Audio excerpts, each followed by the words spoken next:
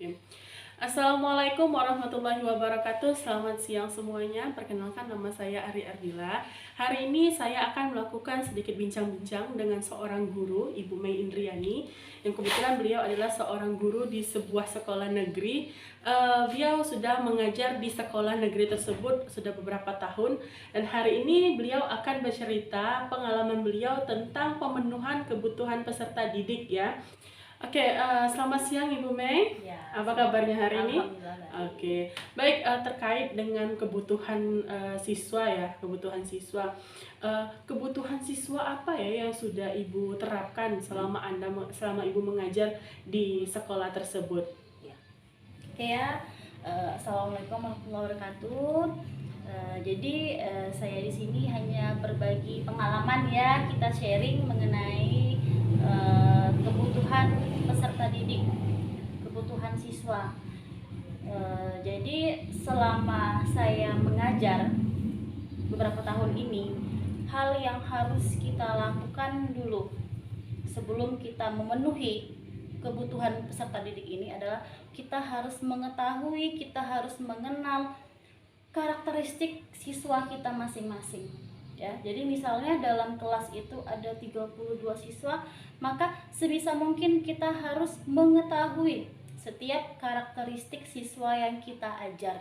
Jadi selama setahun kita harus tahu, jangan sampai kita hanya hafal nama saja, bukan hanya nama, tapi kita harus mengenal juga karakteristik siswa kita ini seperti apa. Apakah dia siswa yang pemalu, apakah dia siswa yang berani, apa dia ini siswa yang sering mengganggu di kelas, seperti itu ya. Jadi pertama kali yang harus kita lakukan adalah terutama pada saat-saat awal kita mengajar ya, atau ajaran baru tuh, kita harus mengenal peserta didik kita ini seperti apa orangnya.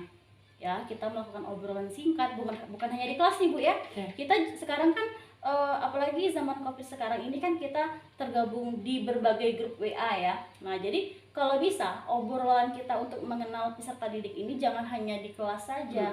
Bisa kita lanjutkan juga di WA, tapi tentunya dengan tidak mengganggu waktu siswa ataupun waktu kita di rumah ya. Jadi lakukan obrolan-obrolan singkat. Karena apa?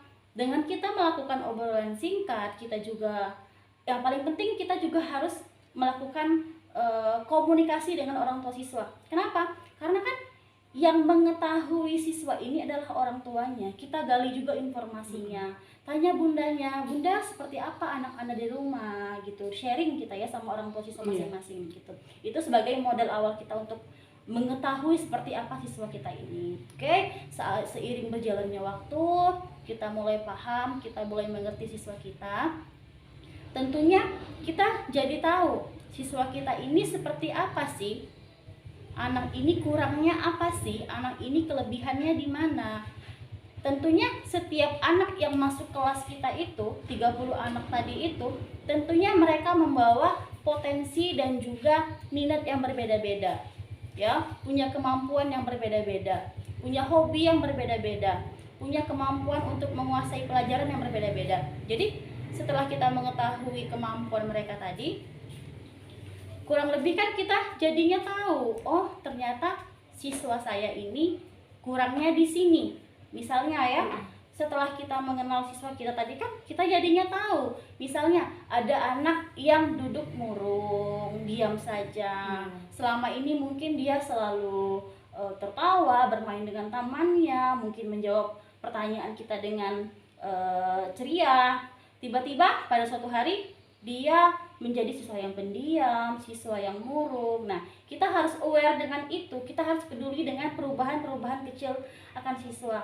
Ya, ada apa dengan siswa ini? Kebutuhan apa sih yang dia butuhkan sekarang ini dari kita?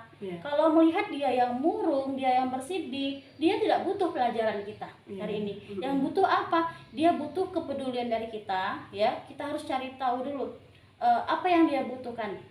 Misalnya, dengan kita melihat siswa kita yang diam tadi, kita tanya, kenapa nak, ada masalah apa? Ya, kita gali terus informasi itu. Nah, setelah kita gali dengan pendekatan-pendekatan yang baik, yang bijak, tentu kita akan mengetahui. Misalnya dia bilang mungkin dia takut dengan apa? takut dengan teman kakak kelas yang lain. Mungkin di luar ya, mungkin ketika di luar dia ditunggu oleh kakak kelasnya ini nyuruh dia untuk bawa uang. Mana uang jajanmu? Uang jajanmu untuk aku. Dari situ dia merasa takut, merasa murung, tertekan setiap hari seperti itu, sehingga saat di kelas dia tidak bersemangat untuk belajar, dia sudah takut duluan, sudah murung.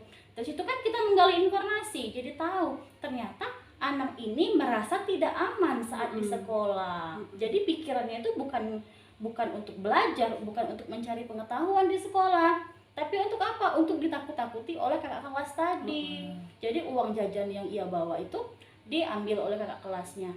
Nah, dari situ kan kita tahu bahwa dia tidak merasa aman di sekolah. Sedangkan salah satu kebutuhan peserta didik itu adalah kebutuhan akan rasa aman. Nah, jadi bagaimana caranya? Kita coba menyelesaikan permasalahannya tersebut. Kalau seandainya memang ada masalah dengan siswa yang lain, ayo kita bicarakan baik-baik, panggil wali kelasnya, bicarakan dulu dengan wali kelasnya, bila perlu dengan orang tuanya gitu. Sampaikan, kita berikan masukan-masukan yang positif untuk anak tersebut.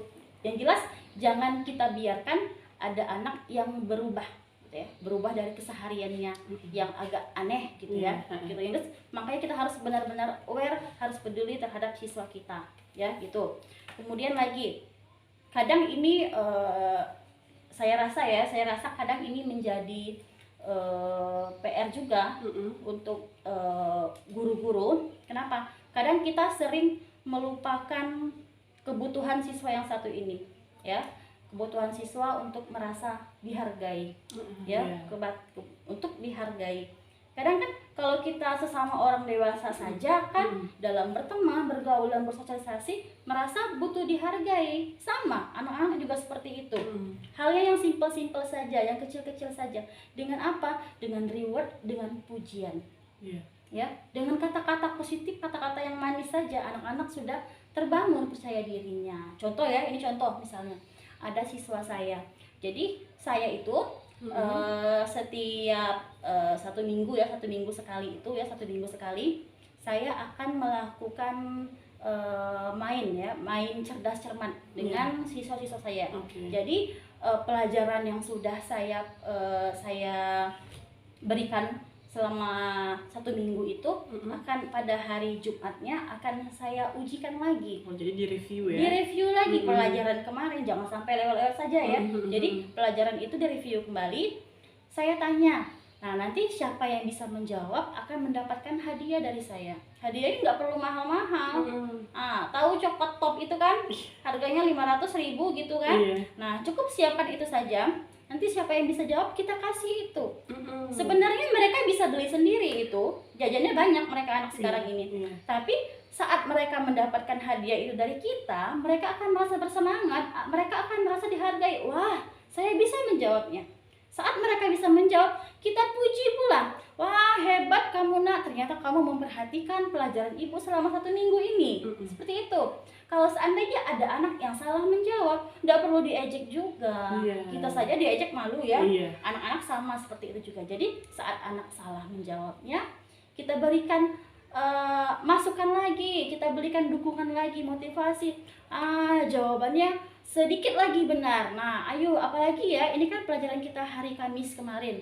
Ayo kira-kira apa lagi? Iya, lanjutkan. Pokoknya kamu harus belajar lebih benar lagi, lebih baik lagi. Nanti minggu depan kita ulang lagi, kamu sudah bisa menjawabnya. Yang jelas kita berikan dorongan kepada anak tersebut supaya dia merasa percaya diri, dia merasa dihargai gitu. Dan juga saat anak kita, kadang kan kita sering menyuruh anak ya, minta bantuan anak ya. Jangan lupa ucapkan terima kasih kepada anak. Jadi kita mengajarkan anak untuk mengucapkan terima kasih. Itu biasakan anak untuk mengucapkan terima kasih saat kita mendapat bantuan, dan saat anak tersebut mendapat bantuan dari kita juga, biasakan untuk mengucapkan terima kasih. Itu. Jadi kenapa? Saat kita mendengar orang berterima kasih kepada kita, ada suatu rasa, oh ternyata saya dihargai, ternyata saya sudah membantu orang lain. Seperti itu ya.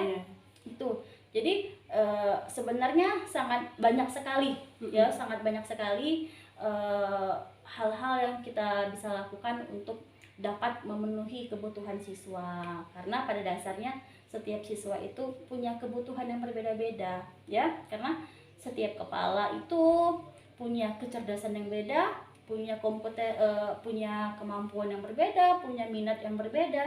Jadi harus kita bedakan, jangan disamakan. Dalam membeli pelajaran juga kan ada anak yang Cepat belajar ya. lebih cepat Iya, ya, ada juga yang lebih lambat Iya. gitu. Jadi harus kita sesuaikan, itu saja ya. Oke. Sedikit hari ini. Oke, Iya. terima kasih banyak. Banyak sekali informasi yang Ibu jelaskan tentang pemenuhan kebutuhan siswa. Semoga nanti ke depannya ini bisa menjadi acuan bagi guru-guru yang lain ya, agar bisa memenuhi kebutuhan siswa yang akan mereka ajarkan. Terima kasih banyak Ibu Mei ya. Iya, Baiklah sama-sama. teman-teman, terima kasih banyak atas perhatiannya. Demikianlah bincang-bincang singkat kita bersama dengan Ibu Mei Indriani. Saya akhiri kegiatan bincang-bincang saya pada hari ini dengan ucapan wassalamualaikum warahmatullahi wabarakatuh.